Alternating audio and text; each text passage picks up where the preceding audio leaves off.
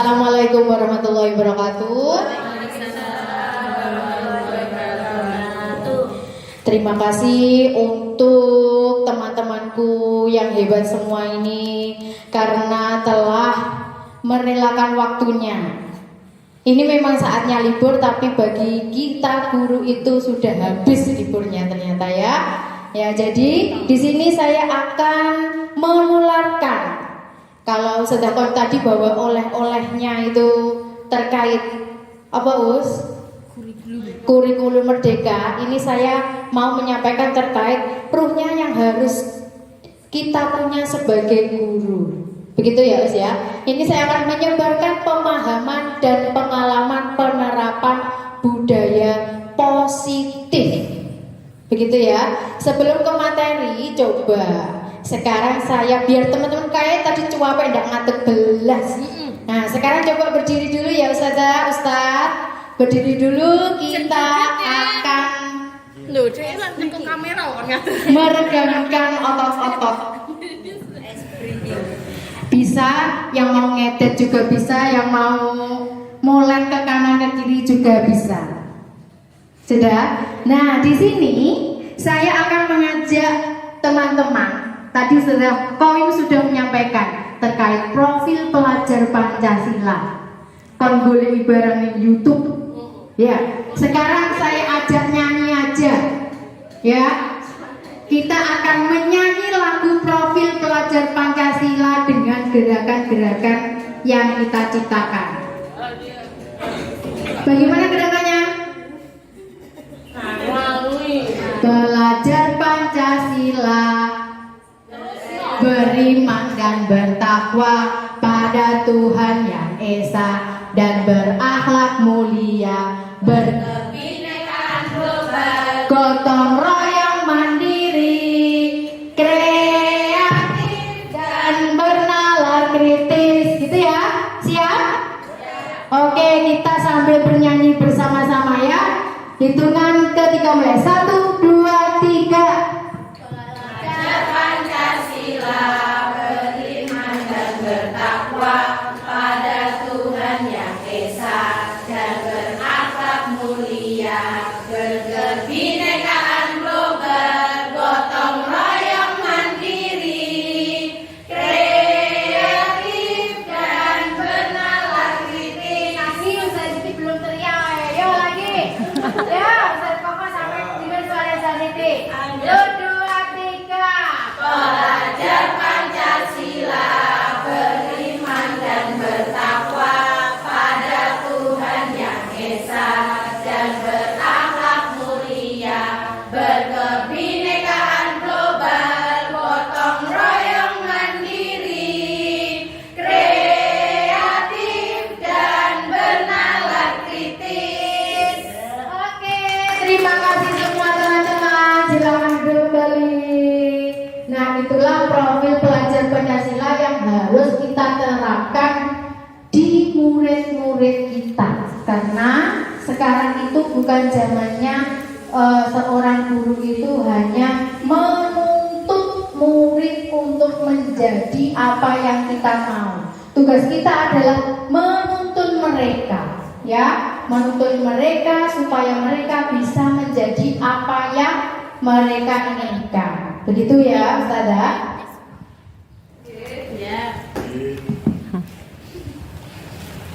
Selamat datang para guru hebat. Mari belajar bersama, berkolaborasi, saling mendukung demi mewujudkan disiplin positif di sekolah kita tercinta. Siap? Siap? Oke, kalau siap kita lanjutkan Ustazatus. Nih, konsep utama modul budaya positif ini terdiri dari perubahan paradigma belajar. Jadi belajar yang kemarin itu kita hanya memberikan saja, ceramah saja. Pada kurikulum Merdeka ini kita harus bisa mengajarkan murid kita untuk merdeka belajar. Merdeka belajar dalam istilah guru itu harus bisa memberikan fasilitas terhadap anak-anak yang ada tipe belajar apa saja kemarin? kinestetik, audio, visual.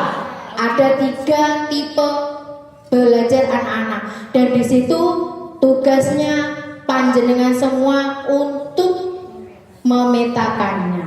Begitu ya, siap? Yang ke berikutnya 2, disiplin positif. Disiplin positif ini bisa diawali dari diri kita sendiri sebagai guru. Contoh, datang sekolahnya tepat waktu, atau mungkin kemarin sudah kok wagi padahal ya wis duwe anak kok iso ya teko esuk. Anak iki dijak sapa jane? Sing duwe anak iki sapa? Lah, begitu ya Us. Contohlah datang yang paginya itu Us. Meskipun dia itu sudah berkeluarga, punya anak, itu dia bisa datang pagi sampai dapat hadiah. Sopo sing gak pengen hadiah Pak Ustaz? No. Ya, lanjut. Ketiga, kebutuhan dasar manusia. Kebutuhan dasar manusia ini terdiri ada kebutuhannya, nanti saya jelaskan di belakang. Yang keempat, motivasi perilaku manusia. Yang kelima, posisi kontrol restitusi. Opo iki restitusi? Nanti saya jelaskan di belakang. Dan yang berikutnya keyakinan kelas, tidak asing lagi bagi kita. Dan yang terakhir segitiga restitusi. Lanjut. Pembelajaran dengan paradigma baru. Pembelajaran dengan paradigma baru dirancang berdasarkan prinsip pembelajaran yang terdiferensiasi. Ya, yaitu tadi kita harus tahu tipe-tipe murid belajar murid kita, kinestetik, audio, visual itu nanti yang kita kemas secara pembelajaran dengan berdiferensiasi. Sehingga setiap murid belajar sesuai dengan kebutuhan dan tahap perkembangannya untuk mewujudkan profil pelajar Pancasila. Nah, kemarin sudah buat ya? Coba sekarang saya mau dengar itu. Nah, kemarin kan kita sudah buat itu lagu itu. Nah, yang terakhir kan ada aja SD Al-Islam bersiap untuk kurikulum merdeka. Nah, coba sekali lagi. SD Al-Islam Bersiap untuk kurikulum merdeka. Oke, jenengan yang bilang ya siap Anu ya. sing gawe Rizky. Lanjut, disiplin positif. Dalam budaya kita, makna kata disiplin dimaknai menjadi sesuatu yang dilakukan seorang pada orang lain untuk mendapatkan kepatuhan. Kita cenderung menghubungkan kata disiplin dengan ketidaknyamanan. Kenapa untuk dibilang seperti itu? Disiplin kok ketidaknyamanan itu kenapa? Berat. Kenapa? Ada yang tahu? Mungkin bisa sini? Kok kita ngajarkan disiplin kok tidak nyaman? Maksudnya apa ya? Memaksa. Memaksa. Kadang itu Menekan. kita memaksa dan dengan nada yang tinggi. Itu maksudnya. Ya, berikutnya. Sebagai pendidik, tujuan kita adalah menciptakan anak-anak yang memiliki disiplin diri, sehingga mereka bisa berperilaku dengan mengacu pada nilai-nilai kebajikan universal dan memiliki motivasi intrinsik bukan ekstrinsik. Intrinsik ada yang tahu? Benar sekali saya Pak. Dia termotivasi dari dalam. Jadi kesadaran disiplinnya itu dari dalamnya, bukan karena orang lain, karena dimarahilah tadi yang dibentak-bentak seperti itu ya Us ya. Jadi dia sadar piye atau caranya menyadarkan muridku. Nah, nanti kita bahas. Lanjut. Disiplin positif merupakan salah satu cara penerapan disiplin yang bertujuan untuk menumbuhkan kesadaran serta memberdayakan anak untuk melakukan sesuatu tanpa sokongan, ancaman maupun hukuman. Nah, ini yang harus kita pelajari. Kita tidak boleh menghukum anak verbal ataupun non verbal. Hati-hati itu, sekarang lagi tren. Lanjut. Nah, ini tadi kebutuhan dasar manusia. Yang pertama, bertahan hidup. Coba jenengan semua bertahan hidup butuh apa? Makan. Terus apa lagi? Uang. Makan, minum, uang. Apalagi? Bersosialisasi itu juga penting loh teman-teman. Ya, itu adalah kebutuhan dasar kita yang termasuk untuk bertahan hidup. Yang kedua adalah kasih kasih sayang dan rasa diterima. Kasih sayang. Siapa di sini yang nggak pengen kasih sayang? Gak ada kan? Semua kan mau dikasih sayang, Kasih uang juga. dikasih sayang dan rasa diterima. Penak koncone akeh apa temennya sedikit? Karena banyak teman itu banyak rezeki. Betul toh? Ya, lanjut ke penguasaan. Penguasaan itu kebutuhan dasar manusia. Contoh, pengen bisa itu penguasaan itu diakui. Jadi dia itu mau diakui kalau saya itu bisa. Dan cuma jenengan aja, aku ya bisa. Aku bisa jadi guru penggerak, jenengan ya bisa. Angkatan 10 sebentar lagi buka, silakan daftar. Iya. Yo. Yang lanjut kebebasan. Nah, ini adalah bebas, tidak dipenjara. Jadi jenengan dikasih kebebasan untuk melakukan hal apapun selama itu masih dalam koridornya ya teman-teman. Lanjut ke kesenangan. Seperti kita kemarin, saya sekalian nggak bisa ikut itu termasuk kebutuhan kita, kesenangan, dolan. Ya Ustaz Bobim. Oh, enggak welu. Nah, nggak ikut gara-gara ada musibah, anaknya sakit. Semoga tahun depan, tahun kapan nanti kita semua bisa bersama-sama lagi liburan. Lanjut. Motivasi perilaku manusia. Motivasi merupakan dorongan yang timbul pada diri seseorang secara sadar atau tidak sadar untuk melakukan suatu tindakan dengan tujuan tertentu. Nah, yang pertama, menghindari ketidaknyamanan dan hukuman. Jadi murid itu kita berkasih disiplin, ternyata ini loh, dia itu disiplin tapi dia itu hanya untuk menghindari ketidaknyamanan dari hukuman. Gak seneng sampean hukum, makanya dia itu ya disiplin. Itu termasuk intrinsik apa ekstrinsik? Ekstrinsik. Oke, lanjut. Mendapat imbalan atau penghargaan dari orang lain. Murid melakukan disiplin diri karena ia ingin mendapat imbalan, ini merupakan ekstrinsik. Ya, itu ekstrinsik. Yang ketiga, menghargai nilai-nilai kebajikan diri sendiri. Murid melakukan disiplin diri karena sadar dan akan nilai kebajikan dirinya untuk merupakan motivasi intrinsik sudah ada di dalam dirinya. Lanjut. Konsep disiplin dengan identitas gagal. Nah, hukuman itu ternyata dipandang gagal, Ustazah. Jadi mulai tahun ajaran depan kita minimalisirkan hukuman, ya, meminimalisirkan hukuman. Kalau bisa, tidak usah enak hukuman, ya. Ini loh, karena hukuman itu menyakitkan bagi murid, terus tidak nyaman, murid malah wedi, memaksa murid menyembunyikan kesalahan dan murid menjadi rendah diri, minder. Nah, yang berikutnya adalah dengan penghargaan. Kalau dengan penghargaan memberikan hadiah, itu ternyata hasilnya juga kurang maksimal. Karena dirasa tidak efektif, merusak hubungan, sifat iri. Ya kayak dikasih ustazah, kok aku kok orang, malah iri, malah ada rasa bersaing tapi dalam hal tidak sehat terus ya. Lanjut, mematikan kreativitas. Jadi muridku malah melu tok, ndak duwe kreatif untuk mengembangkan dirinya. Yang berikutnya, menghukum dengan sistem ranking. Ranking ternyata tidak boleh, Us. Ya, jadi di Kuliah Merdeka itu perankingan tidak ada. Mungkin nanti di sini masih ada ranking ya. Iya, paralel. Ranking paralel. Mungkin nanti bisa kita tindak lanjuti bagaimana kita menyampaikan terkait perubahan murid-murid itu dengan cara lain, dengan cara mungkin perkembangan. Kan kalau peningkatan siswa itu kan tidak hanya dilihat dengan nilai saja. Dengan apa saja, Us? Afektivitasnya dalam hal apa?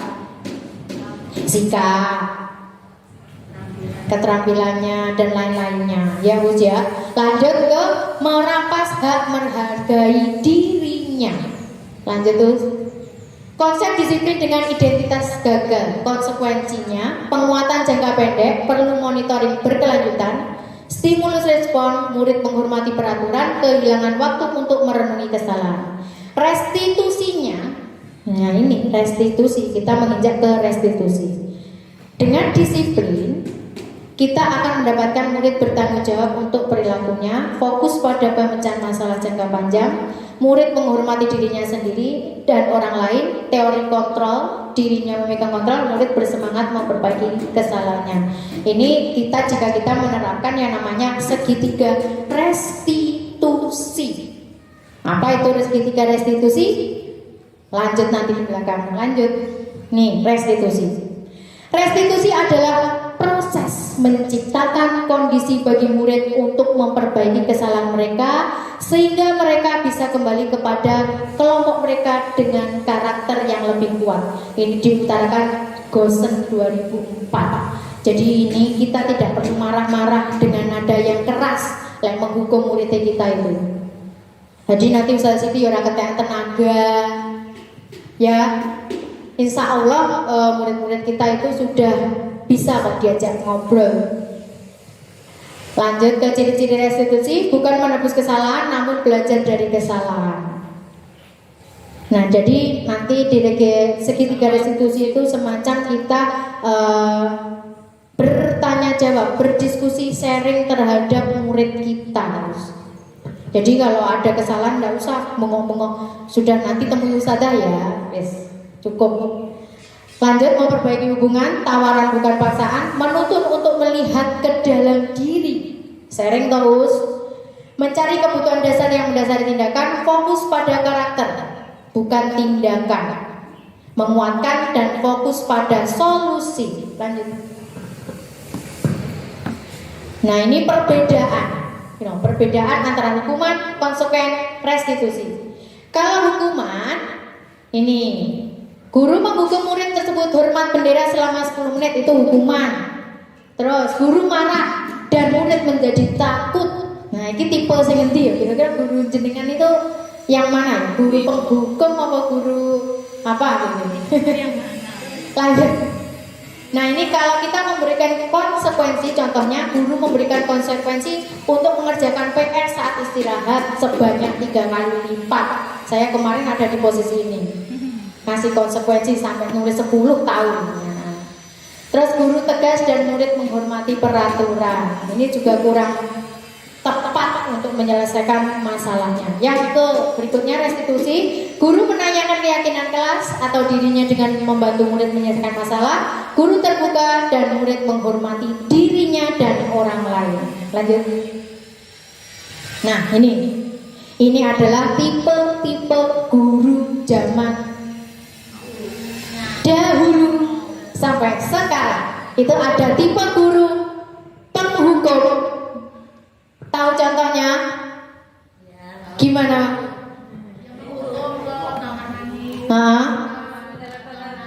Menghukum. Nah, selain menghukum dengan hukuman, nadanya itu juga tadi ya. Nada penghukum itu nadanya tinggi. Itu tipe guru penghukum. Apakah Anda termasuk di sini? Ya, kadang ya. Oke, kadang-kadang ya Us ya, saking ini nih ya. Gitu. Gemes. Yang berikutnya tipe pembuat rasa bersalah. Sudah ada yang menerapkan? Contoh. Misalkan Nata, ndak kasihan toh sama ustazah. Kok sampai sering berkeliling, ndak masuk kelas. Nanti ustazah dimarahi kepala sekolah loh. Pernah itu diterapkan? Ya, itu tipe yang membuat rasa bersalah. Perlu sampai nangis juga apa-apa. Anakku muridnya main nangis. Yang berikutnya teman. Sebagai teman, jadi kita ingatkan sebagai teman. Hei kamu, jadi dengan bahasa yang baku begitu ya Mas ya. Kita sebagai teman. Tapi sebagai teman ini ada ada negatifnya, positif negatifnya juga begitu. Jadi kadang itu kalau menurut saya, kalau kita menempatkan diri sebagai teman, itu murid itu terkadang kurang menghargai gitu. Ya jadi terbiasa sama kita. Ngoten apa mboten? Oke, lanjut ke pemantau. Kalau pemantau ini kita hanya mantau, Us. Apa yang kamu lakukan hari ini kita pantau. Seperti itu. Jadi kenapa kalau kamu kayak Nata itu jalan-jalan dipantau sama Ustaz Rizky, nyapu yuk jago yuk pantau. Terus ditanyai, diparani ngono ya wis ya. Lanjut ke manajer. Manajer ini adalah kontrol restitusi yang paling tinggi. Di sini di sini itu ada pemantau, juga teman pembuat dasar besar juga ada di situ. Dan kalau bisa kita harus menjadi guru. Kalau kita menghadapi suatu kondisi, situasi yang masalah yang ada di murid kita itu, kita sebagai manajer, ya us. Jadi kita di sini nanti tidak membuang-buang tenaganya jenengan. Dan ini ada juga proses untuk mempelajari anak itu proses kedewasaan. Jadi kalau teriak-teriak itu kurang maksimal. Lanjut Ustaz Datus. Nah ini contoh tadi penerapan sudah saya paparkan di depan. Lanjut aja Us. Nah dalam restitusi proses manajer tadi, langkah awal panjenengan yang jenengan lakukan yang pertama adalah ketika besok Senin kita harus membuat yang namanya keyakinan kelas. Itu harus jenengan buat di awal pembelajaran bersama murid-muridnya. Ya, dan guru kelas harus menekankan keyakinan kelas ini tidak hanya digunakan untuk bersama guru kelas, tapi juga dengan guru yang lainnya. Terkadang itu anak-anak tidak sama sikapnya ya Us ya, yang guru mapel. Jadi kalau guru kelasnya manut, guru mapelnya agak enggak. Nah itu harus kuat tugasnya guru kelas untuk meyakinkan murid-muridnya ya. Tadi sudah dibagi job-job kelasnya. Silakan nanti dirancang keyakinan kelasnya. Mengapa toh keyakinan kelas itu? Kok keyakinan kelas? Kok tidak peraturan? Ada yang bisa jawab?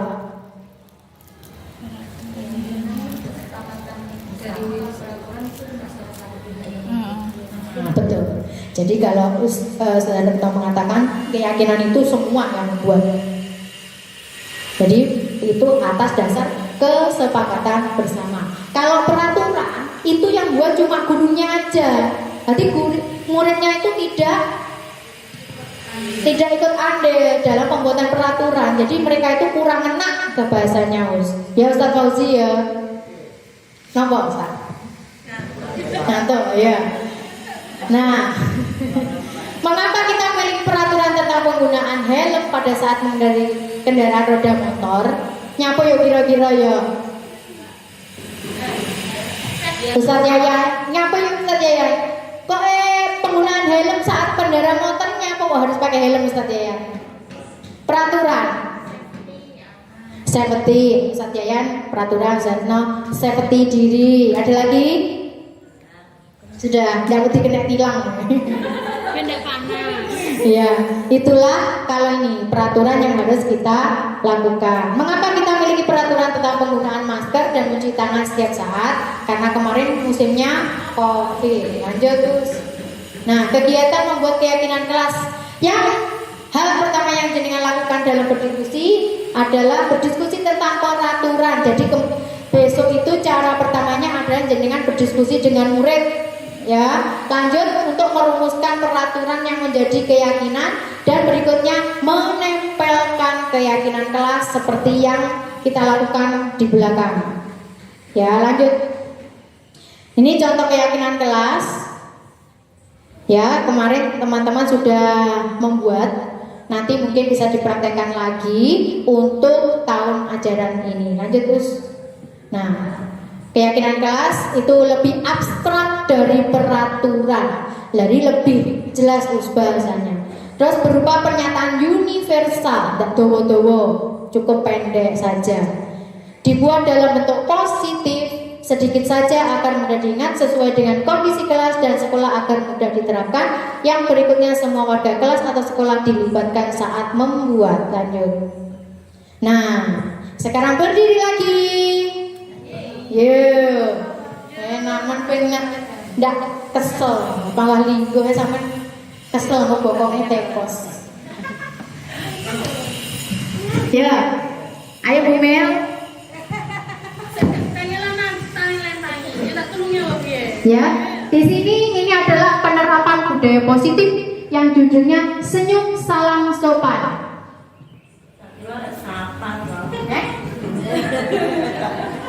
Senyum salam sopan, Bu.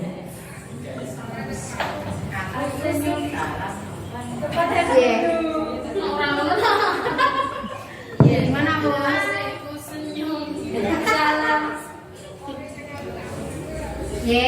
Ada yang tahu? Tidak. Tahu artinya saja loh. Boleh mulai sih. Lali dong. Bagian lagu. Lali dong. TikTok. Bentar ya.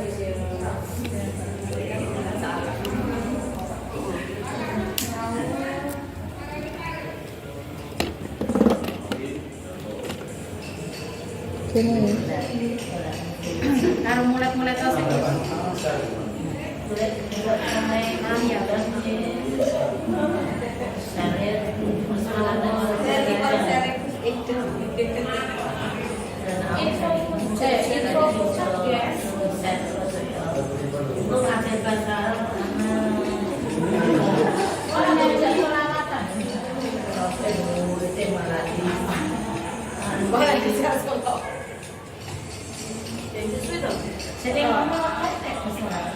Harus goyang-goyang.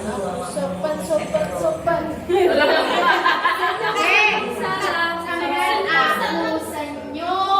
ini. Aku senyum salam sopan pada guru.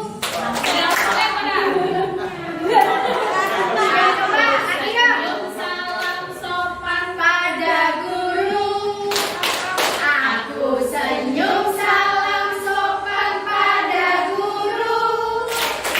Aku senyum salam sopan. Senyum salam sopan. Aku senyum salam sopan pada guru. Aku senyum senyum pada guru. Aku salam pada guru. Aku sopan senyum salam sopan. Aku senyum salam sopan pada guru. Lagi orang ini ya. Pak sama Bu berapa sih aku sopan. Dia ya sekali lagi. Konsentrasi kan penerapan budaya positif yang 5S itu toh. Ya, coba. Aku senyum salam sopan pada guru. Aku senyum salam sopan pada guru. Aku senyum salam sopan. Senyum salam sopan. Aku senyum salam sopan pada guru. Aku senyum senyum pada guru. Aku salam pada guru. Aku sopan. Senyum salam sopan. Aku senyum salam sopan pada guru. Terima kasih. Ya. Nah, itu harus senyum, sapa, salam dan sopan. Lanjut saja terus. Ya. Nah, ini lanjut ke segitiga restitusi. restitusi. Nih triknya di sini harus diperhatikan ya. Jadi kita rubah mindset kita, hukuman itu bisa mendisiplinkan, hapus itu. Kita harus menerapkan segitiga restitusi. Baik itu guru mapel, guru kelas harus bisa yang namanya penerapan segitiga restitusi. Ya. Jadi nanti kita saling ini ya. Dalam segitiga restitusi ini mempunyai 3 tahapan. Yang pertama, menstabilkan identitas. Kita semua akan melakukan hal terbaik yang bisa kita lakukan. Jadi di dalam menstabilkan identitas ini kita menanyakan, apa yang kamu lakukan? Kenapa itu kamu lakukan? Kenapa kamu lakukan itu? Terus kira-kira itu perlakuannya gimana ya? Baik atau buruk? Nah, itu murid kita pancing dengan pertanyaan-pertanyaan itu tadi dalam menstabilkan identitas. Berangkat berikutnya, validasi tindakan yang salah. Kita memberikan perbuatanmu itu memang misalkan ya diejek temennya karena dia orang tuanya diolok-olok. Biasanya kan anak-anak kita kayak gitu ya usia. Nah, dalam validasi tindakannya salah, perbuatanmu itu memang benar. Itu kan bertujuan untuk mempertahankan kehormatan orang tuamu. Tapi kira-kira bagaimana ya? Sikap yang kamu ambil itu sudah betul atau salah? Nah, kalau dia sudah menjawab, sebaiknya gimana ya? Kalau hal itu terjadi lagi, apa yang akan kamu lakukan? Seperti itu ya usia. Lanjut ke menanyakan keyakinan. Kalau sudah kita ke tahap menanyakan keyakinan, tanyakan tadi keyakinan keras yang sudah dibuat. Nah, ini tadi kesalahan kamu itu sudah melanggar keyakinan kelas atau tidak? Kita tanyakan pada poin apa dia melanggar keyakinan kelasnya. Karena keyakinan kelas tadi bersumber dari kesepakatan bersama yang sudah kita buat. Nah, itu harus kita lakukan. Jadi kita wajib mengingatkan murid kita terhadap keyakinan kelas. Itulah kalau negara kita itu punya undang-undang yang harus kita patuhi. Kalau di kelas kita punya keyakinan kelas yang harus dipatuhi oleh semua warga kelas. Gitu ya usia. Lanjut terus. Nah, ini tidak usah lanjut. Nah, dalam penerapan program disiplin positif, hendaknya guru memiliki standar kepribadian, profesional dan sosial yang baik, di mana guru mampu berefleksi pada posisi kontrolnya saat ini, bagaimana pelajaran dirinya sebagai seorang among atau manajer yang menentukan murid-murid menjadi insan yang mandiri, merdeka dan bertanggung jawab. Inilah standar pendidikan nasional. Lanjut terus. Nah, ternyata sudah selesai. Sekarang ada yang mau ditanyakan apa enggak ya terkait penyampaian budaya positif yang sudah saya sampaikan dan terkait keyakinan kelas, segitiga restitusi atau yang lainnya? Monggo teman-teman, ada yang mau ditanyakan? Silakan. Sesi tanya jawab hanya 3 menit. Ya, ini. Tadi kan sudah dijelaskan untuk menumbuhkan motivasi intrinsiknya itu bagaimana caranya? Oke. Sebelum saya menjawab, ada yang mau menjawab? Oke, untuk menyingkat waktu langsung saja. Bagaimana tips untuk menumbuhkan motivasi intrinsik? Nah, ini tadi loh resepnya. Ya, kita dengan melakukan yang namanya tahap segitiga restitusi. Itu jawabannya, Us. Jadi, tidak langsung dihukum, Us. Kita tanya dulu dari hati ke hati anak itu bagaimana. Kenapa toh? Dengan bahasa yang harus sudah. Kenapa toh kamu itu kok begitu? Nah, tidak seperti itu. Jadi kita dengan menggunakan bahasa ibu. Ya, seorang ibu pasti tahu dia caranya anaknya ben ampre dia itu mau curhat, mau sharing. Kita ketuk hatinya anak itu yang paling dalam, pasti bisa. Ya Ustazah ya. Begitu Saudara Retno, ada yang mau ditanya lagi? Oke, yang lainnya silakan. Bapak-bapak, sampun. Sudah mau kepikiran Jumatan ini soalnya. Oke. Begitu ya teman-teman, mungkin nanti kalau ada yang mau ditanyakan bisa nanti sudah ada yang pakarnya Zanetti itu yang terkait itu. Saya ini masih di sini, kita sama-sama belajar. Saya bisa, jenengan juga harus bisa. Ya Us, guru penggerak Us, angkatan 10 buka dan budal. Ya, begitu teman-teman. Untuk menyingkat waktu karena yang bapak-bapak ini mau Jumatan juga. Masih jam 11 loh. Oh masih ada waktu ya. Saya ada titipan dari Bu Direktur Kepala Sekolah dan lembaga.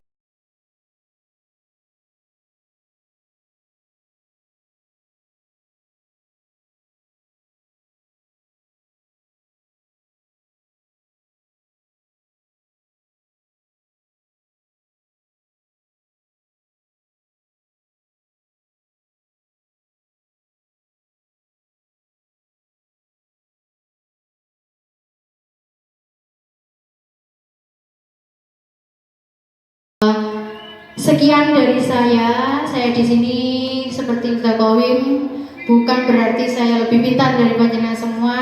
Saya di sini kita belajar bersama-sama, saya hanya menularkan apa yang sudah saya dapat. Begitu ya Ustazah ya, kurang lebihnya saya mohon maaf yang sebesar-besarnya. Saya akhiri. Nah, sebelum saya akhiri, nanti saya minta terkait refleksi ya Us. Jadi silakan nanti jenengan menuliskan refleksi terkait dengan kegiatan kita hari ini. Begitu ya Ustazah ya. Siap Ustazah? Oke, terima kasih.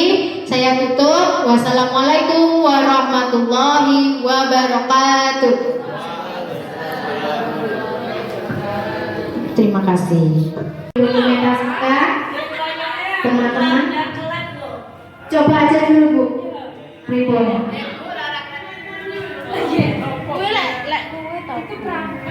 Satu-satu sih ya, alon-alon aja banter-banter. Wes lu kelar, alhamdulillah. Sip. Terima kasih teman-teman hebatku. Sama-sama. Jangan muah-muah. Ngomong lebu ayam reng-reng itu kok, alhamdulillah. Terima kasih. Terkoci. Gue nggak terdewe. Nggak bilangnya terdewe. Oke, terima kasih. Tepuk tangan untuk kita semuanya.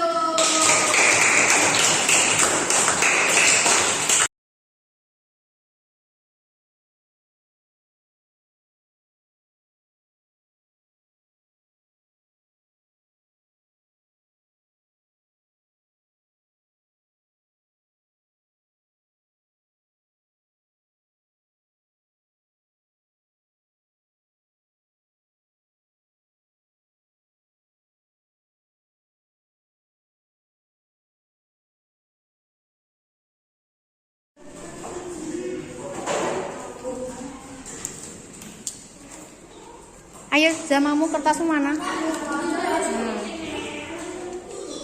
Ya.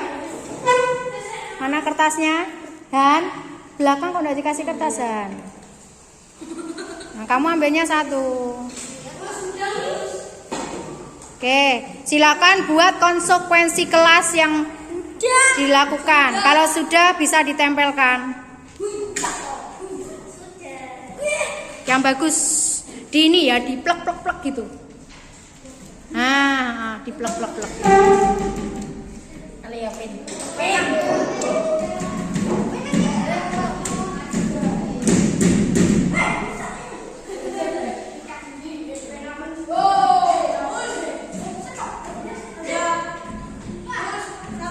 Satu boleh.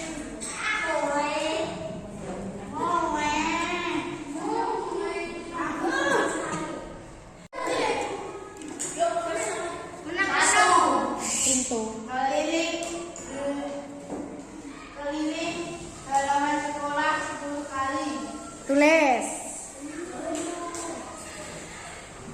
Keliling halaman. Nanti dipilih salah satu. Nah, nanti kita pilih bersama. Dua apa? Menyapu kelas.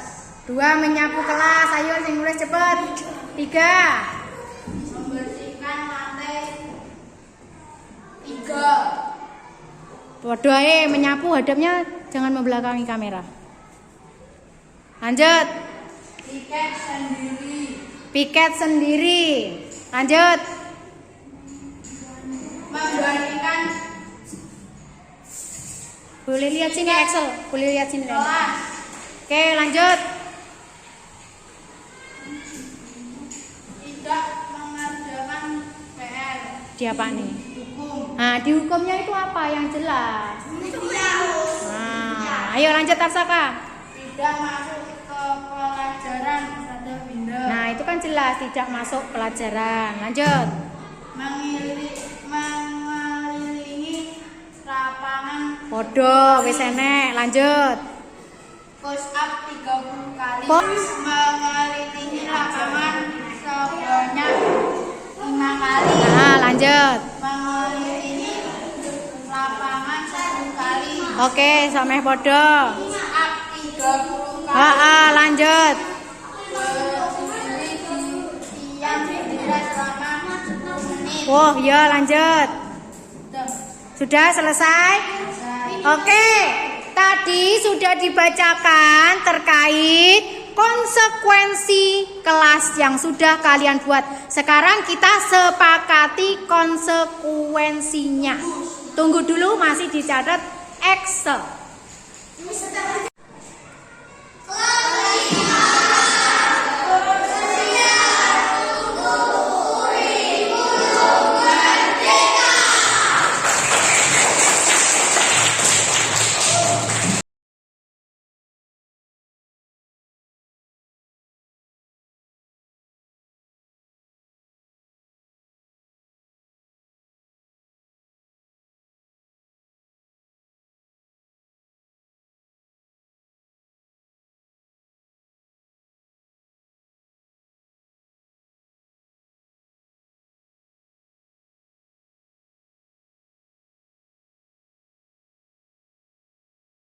Assalamualaikum warahmatullahi wabarakatuh. Saya selaku Kepala Sekolah SD Al-Islah, yang mana di SD kami ada guru penggerak atas nama Vinda Listia Nica Resti.